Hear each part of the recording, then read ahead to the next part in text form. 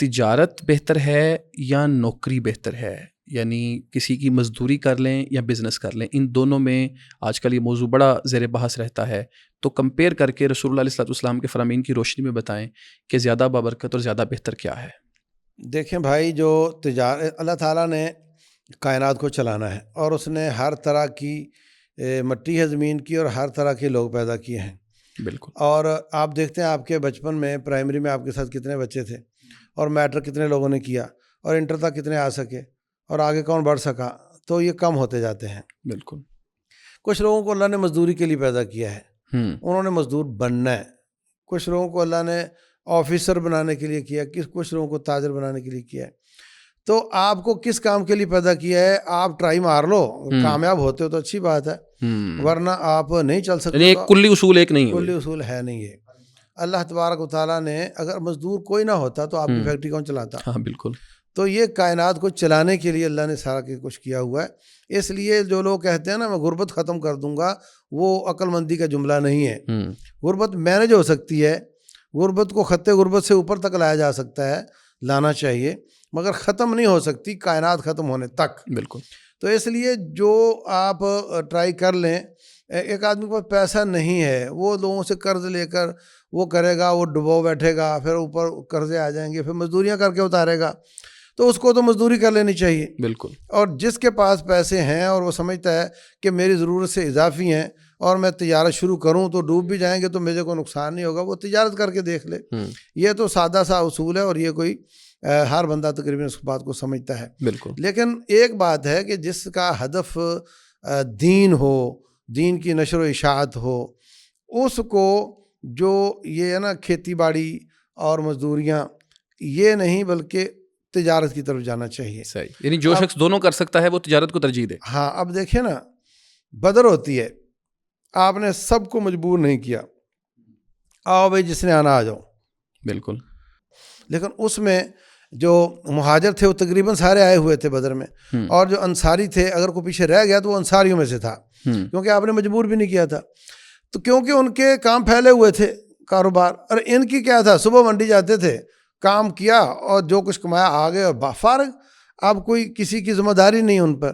اور وہ جو صحابی تھے عبد الرحمن بن عوف رضی اللہ عنہ، انہوں نے کہا جی مزدوری کر لو. کہا نہیں میں تجارت کروں گا. موٹی سی بات ہے.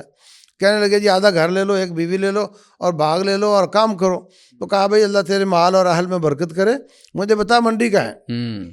تو وہ گئے، جا کر مزدوری کی، کچھ لیا دیا. تو سب سے پہلی شادی انہوں نے کی تھی مدینہ میں، اور کہا کہ یہ کھجور کی گٹھلی کے برابر میں نے سونا اس میں وہ دیا ہے. تو یہ تھا ان کا مزاج اور یہ تھا ان کا مزاج. لیکن جو دعوت اور جہاد کے لیے زیادہ ریلیونٹ ہے وہ مہاجروں والا تھا، کہ وہ اس میں کوئی لائبلٹی نہیں ہے نا، کام کیا نہیں کیا تو کوئی پوچھنے والا نہیں ہے. جبکہ اس میں جی پانی وقت پر دینا ہے اور وہ کرنا ہے اور مزدوری ہے، کوئی پوچھنے والا ہے کیوں نہیں آیا، یہ اس میں بندہ باؤنڈ ہو جاتا ہے زیادہ. ہاں بالکل. اس کا مطلب یہ ہے کہ جو شخص کر سکتا ہے، جس پر صلاحیت ہے، وہ تجارت کو ترجیح دے. ہاں بالکل. رسول اللہ علیہ الصلوۃ والسلام کے اس سے متعلق فرامین. رسول اللہ صلی اللہ علیہ وسلم فرماتے ہیں الصادق الامین، اور کیا لفظ اس میں، التاجر الصادق الامین، جو سچا اور امانت دار تاجر ہے وہ نبیوں اور صدیقوں اور شہداء کے ساتھ ہوگا. یہ کتنی بڑی بات ہے، کتنی بڑی بات ہے. اور رسول اللہ صلی اللہ علیہ وسلم فرماتے ہیں کہ جو 7 لوگوں کو اللہ تعالیٰ اپنے عرش کا سایہ دے گا، ان میں سے ایک کون ہے؟ الامام العادل. امام عادل، عدل کرنے والا. تو جو ذمہ دار ہوتا ہے کسی چند لوگوں کا، وہ امام بن جاتا ہے اور وہ اپنے ماتحتوں میں عدل کرتا ہے، تو وہ اس میں شامل ہو جائے گا. صحیح. اسی طریقے سے فرمایا کہ ان سادہ کا و بیانہ بورک لہما فی بیعہما، اگر مل کر تجارت کرتے ہیں تو سچ بولیں اور وضاحتیں کریں، ہضم نہ کریں بات. وہ نقصان ہو گیا تھا میں نے آپ کو بتایا نہیں، کیوں نہیں بتایا بھائی؟ آپ کا پیسہ ہے میرا پیسہ ہے، یا آپ کے پیسہ میری محنت ہے. سادہ کا سچ بولیں و بیانہ، اور ہر کام کی وضاحت کریں. بورک لہما فی بیعہما، اللہ تعالیٰ کی برکت نازل ہوتی ہے. وَإِنْ کَذَبَا وَکَتَمَا، اگر وہ جھوٹ بولیں اور باتوں کو چھپائیں، محقت برکت بیعہما، آئی ہوئی برکت بھی واپس ہو جاتی. تو اس طریقے سے ان کی برکت مٹ جاتی ہے. تو جو بھی تجارت کرتا ہے اس کو چاہیے کہ وضاحتیں کرے اور سچ بولے تو اللہ اس میں برکات دے گا. یہ بالکل غلط جملہ ہے کہ جی مولوی صاحب جھوٹ کے بغیر تجارت نہیں چلتی اور ملاوٹ کے بغیر تجارت نہیں چلتی. اور نبی صلی اللہ علیہ وسلم کی زندگی میں اگر یہاں پہ تجارت ہے تو اس سے پہلے جب آپ بنو سعد میں تھے تو وہاں آپ نے بکریاں بھی چرائی ہیں, مزدوری بھی کی ہے. موسیٰ علیہ السلام نے بھی بکریاں چرا کر مزدوری کی ہے. تو مزدوری بھی آپ سے ثابت ہے, جب مال نہیں تھا تو مزدوری کی آپ نے.